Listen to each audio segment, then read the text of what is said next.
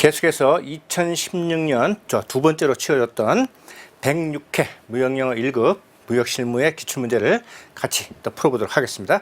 자, 51번 다음 공란에 들어갈 당사자를 순서대로 올바르게 나열한 것은 해서 선화증권의 정의에 대해서 이제 묻고 있는데, 선화증권은 운송계약의 증빙서류서의 기능을 담당하고 있는데, 이는 운송인과 송화인 간에 체결한 운송계약의 내용을 증명하는 서류임을 의미한다. 그러나 자, 운송인과 블랭크 간의 선화증권의 내용은 단지 추정적 기능을 담당하며 이렇게 되는데, 자, 운송인은 물품이 선적이 되고 나면은 선적이 되었다는 사실을 입증하는 어떤 서류를 교부를 하게 되는데, 그걸 누구한테 주죠? 그렇죠. 화주, 즉 송화인에게 주게 되죠. 송화인, 콘사이너.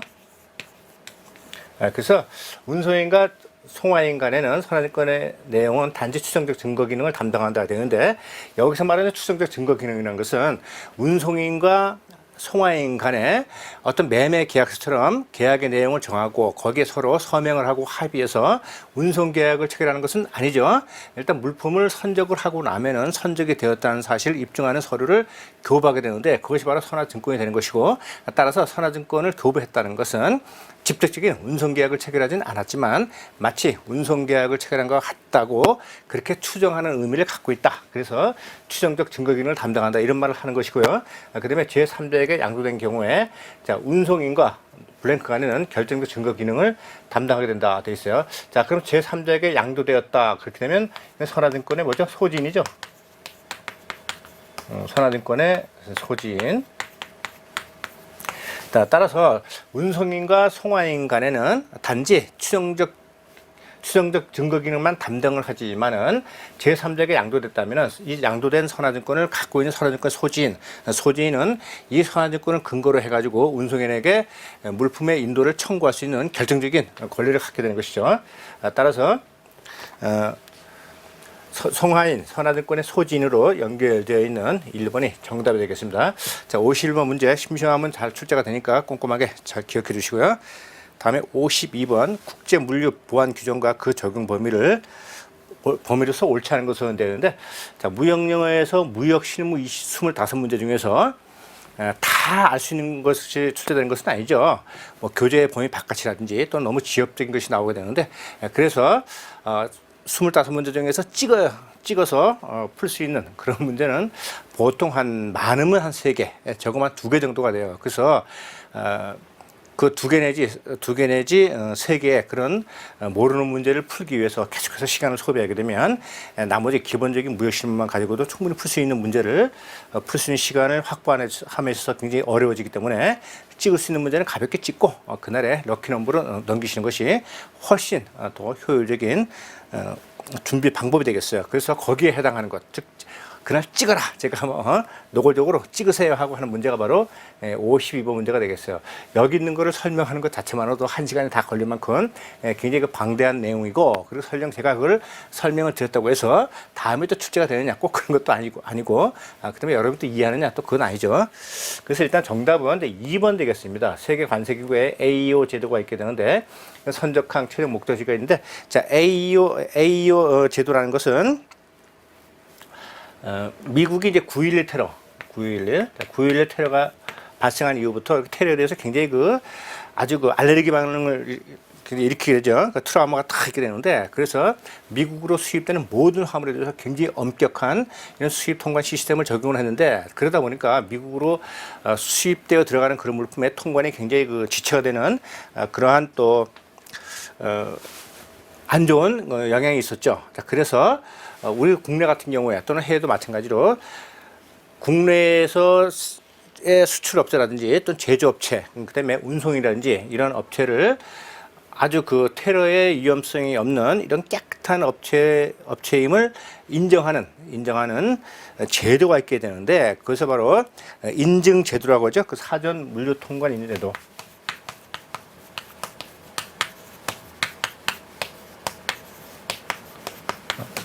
인증제도.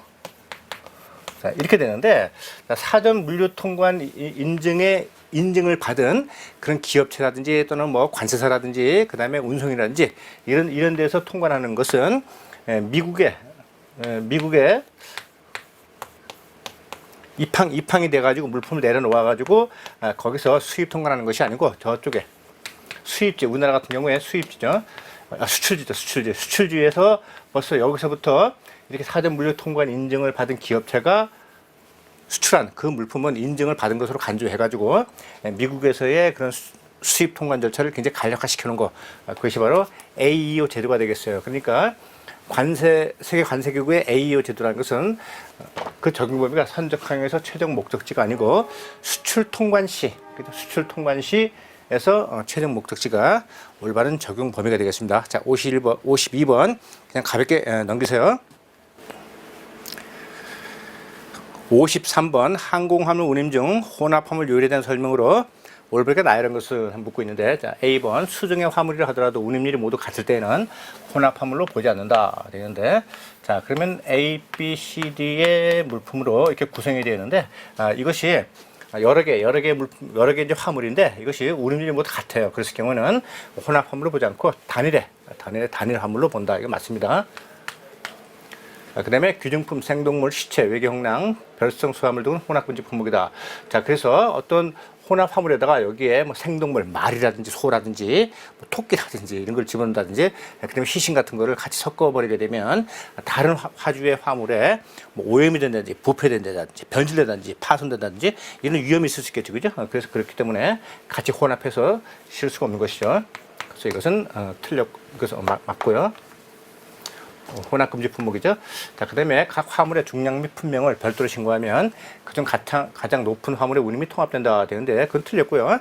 자, 항공화물 운임은 실제 중량에 의한 방법이 있고, 그 다음에 용적에 의한, 즉 부피에 의한 방법이 있고, 그 다음에 높은 중량 단계에서의 낮은 운임 적용 규정, 이 세 가지 중에서 가장 낮은 운임을 실제 적용 운임으로 책정을 하고 있죠.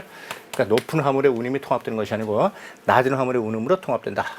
자, 그 다음에 D번 적용 화물의 중량 또는 용적의 일반 화물률 GCR을 곱해서 계산한다. 이것도 맞습니다. 자, 그 다음에 컨테이너 하나에 수중의 화물이 적입되는 경우에는 가장 낮은 화물의 운임률이 적용된다. 이건 틀렸어요. 자, 비행기 같은 경우는 선박에서 사용하는 컨테이너 말고 비행기 자체에서 사용되는 팔레트, 즉 용기가 있어요. 물품을 담는 그 화물을 용기가 있게 되는데, 그것을 우리 단위 탑재 용기라 그래요. 그래서 우리 이제 BUC 이렇게 부르게 되는데, BUC는 Bulk Unitization Charge 이래가지고 이런 하나의 이제 통이 있게 되는데, 이렇게 통이 있게 되는데 여기다가 담게 되죠. 이렇게 A, B, C, D 화재 물품을 담게 되는데, 우리 해상 운송 같은 경우에 컨테이너, 그러니까 컨테이너 한 박스라고 되는 거죠. 그러니까 박스 레이트 그래가지고 컨테이너 20피트 컨테이너 하나당 얼마 이런 식으로 운임이 부과되는 거와 같이 비행기도 마찬가지로 단위 탑재 용기에 실리게 되면 단위 탑재 용기 하나당 얼마 이런 식으로 운임이 적용이 되기 때문에 가장 낮은 화물의 운임률이 적용되는 것이 아니고 BUC당 단위 탑재 용기당 얼마에 로 정해져 있는 그러한 운임이 적용되는 것이죠. 정답 A, B, D 2번 되겠습니다. 약간 어렵네요. 자, 그 다음에 54번 정기선 운임을 다양한 기준에 따라 분류한 것으로 옳지 않은 것은 되어 있어요.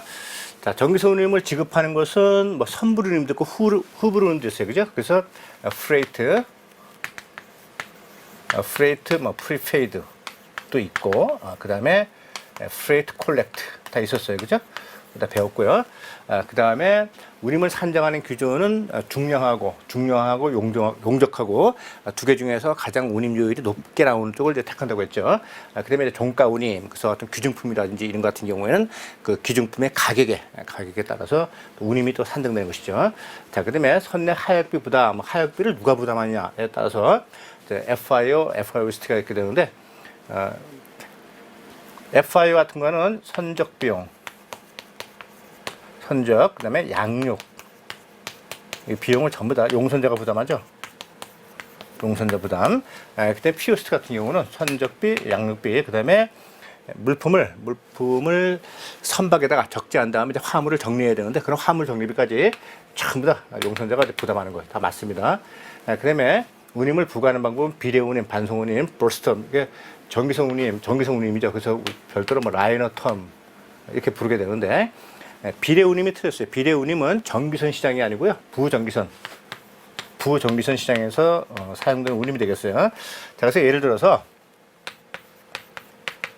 자, 부산서 뭐 싱가포르로 가는 이런 항로가 있게 되는데 가다가 무슨 뭐 태풍이 온다든지 뭐 기상이 불순하다든지 그 다음에 뭐 선박이 고장을 일으켰다든지 그래가지고 홍콩으로 갔단 말이야. 이렇게 홍콩으로 가가지고 운항이 중단이 되었어요. 그래서 그러면 원래대로 갔다면 부산서 싱가포르까지 운임이 만약에 100불이다. 그러면 홍콩까지 간 요금만 부과한다. 그렇게 되면 비례죠, 그죠? 비례. 그러니까 항해한 그 거리의 비례해서 운임을 적용하게 되니까 그래서 약 뭐 60불을 청구한다. 이것이 정기소 시장에서는 해당 사항이 없다는 것이죠.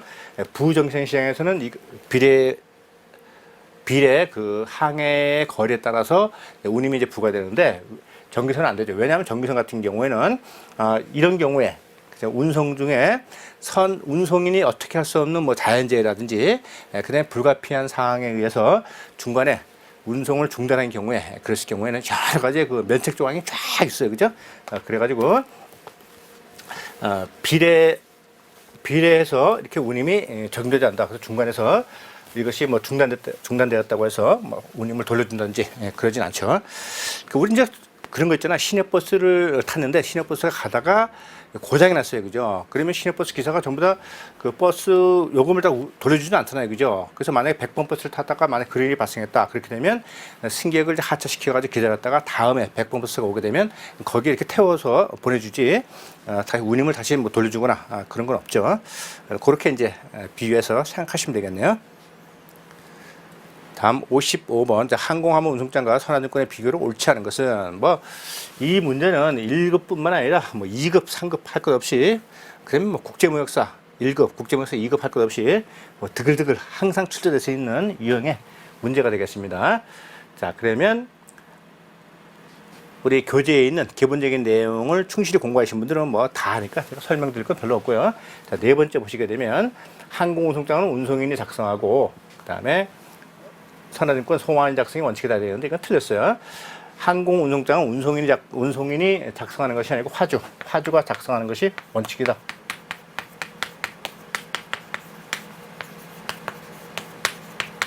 그 다음에 BL은 선사가 작성하는 것이 원칙이 되겠어요. 그래서 항공화물 운송장 같은 경우에는 그 내용이 굉장히 복잡해요. 굉장히 복잡해가지고 사실 저 같은 경우도 제가 직접 항공 운송장을 작성한다는 것은 상당히 무리가 따르죠.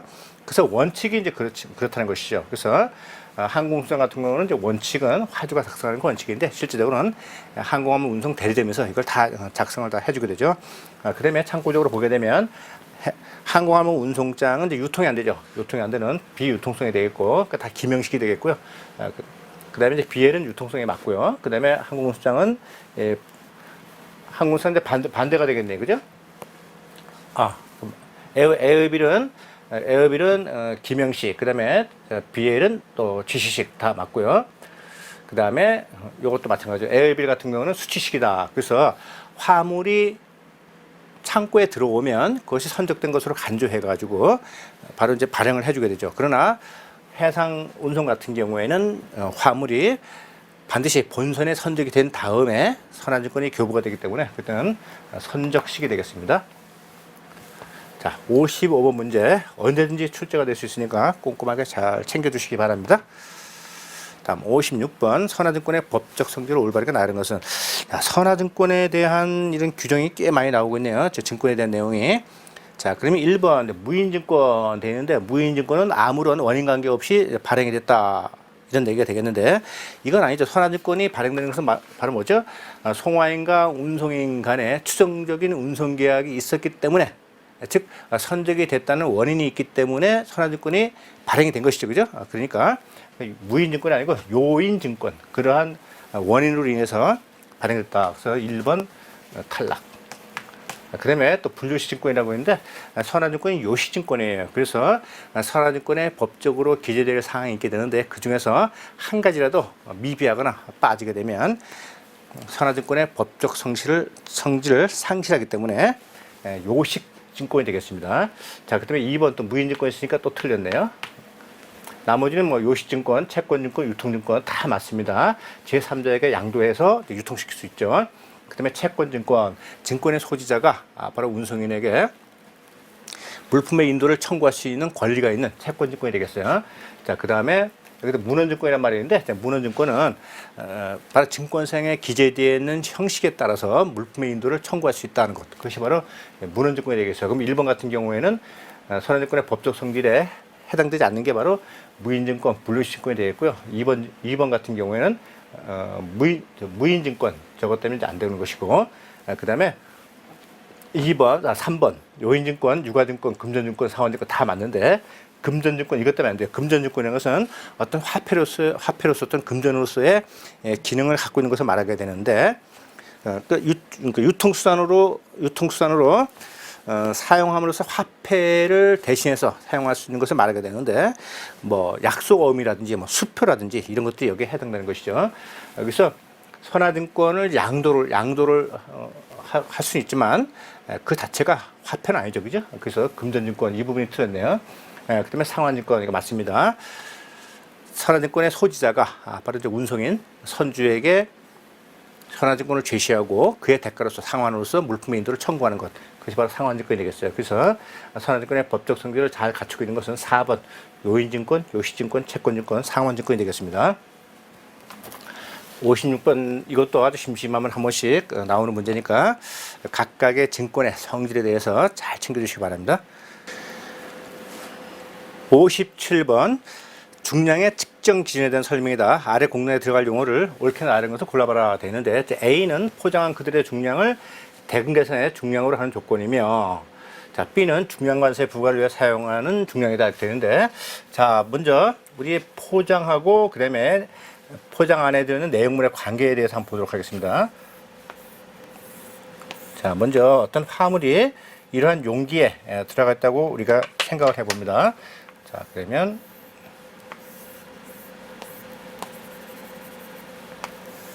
지금 이 부분 색칠한 이 부분이 바로 이제 포장의 두께라고 봅니다. 자, 그러면 안에 내용물이 이렇게 있겠죠? 내용물. 자, 그래서 겉에 있는 포장하고 안에 있는 콘텐츠, 내용하고 합치게 되면 그 소리는 총중량이라 그래요. 총중량. 그래서 그로스 웨이트라고 하고, 그 다음에 바깥의 포장을 제외한 안에 있는 내용을 순중량. 그래서 네트 웨이트 이렇게 부르게 되죠. 자, 그러면 A는 포장한 그들의 중량을 말한다. 그러니까 이제 총 중량이 되니까 순중량이 되어 있는 2번, 4번은 이제 예선 탈락이고, 그 다음에 B는 중량관세 부과를 위해 사용하는 중량으로 A에서 고포장 무게의 무게를 공제한 수량이다. 금방 여기서 지금 순중량을 말하는 것이죠. 그러면 순중량하고 법적 총중량이 두 개가 있죠. 두 개가 있으니까 아직까지는 답을 잘 모르겠고요. 그러면 C를 보시게 되면 C는 A에서 포장물의 중량을 공제한 것을 대금 계산의 단위로 하는 조건이다 되어 있어요. 자, 그러면 중량 관세를 부과하기 위해서 적용하는 순중량은 법적 순중량이 되겠고요. 그 다음에 순중량만을 대금 계산의 조건으로 한다. 그렇게 되면 그것을 우리 순중량이다 이렇게 부르게 되는 것이죠. 그러니까 지금 순중량을 두 가지로 부른 것이죠. 어떤 관세에서 어떤 관세 부과의 기준으로 사용하게 되면 법적 순중량, 그 다음에 대금 결제의 기준으로 보게 되면 그냥 순중량이 되겠어요. 자, 그래서 이 내용물 이제 끄집어냈는데, 이 내용물이 이렇게 있어요. 예를 들어서 우리 곡식이라고 봅시다. 곡식 같은 경우는 쌀이다. 쌀. 그러면 쌀만 이렇게 있어야 되는데, 여기에 뭐 돌멩이도 막 들어가 있고 모래도 막 들어가 있으면 안 되겠죠. 그걸 다 제외하고 싹 골라내가지고 순수한 이 곡물의 무게만 딱 추출해낸 거, 그것이 바로 정미 순중량. 그래서 한 번 더 거른다. 그래서 네트 웨이트가 되겠어요. 네트 웨이트. 자, 그러면 이제 57번 같은 경우에 정답이 이제 3번 되겠는데, 이런 같은 경우에는 나중에 이제 무역 영어 부분에서 이것을 이제 영어로 해가지고 이 보기를 영어로 쭉 나열하는 경우가 생기게 되는데, 그래서 이렇게 총중량, 순중량, 그다음에 정미 순중량, 이것을 한국말로 이렇게 외우는 것도 좋지만은 반드시 영어로 변기되어 있는 것을 잘 외워주시기 바랍니다. 자, 그럼 1번, 3번하고 헷갈린다 하더라도 맨 뒤에 있는 정미순중량의 의미만 알고 있으면 쉽게 정답을 도출해낼 수 있죠.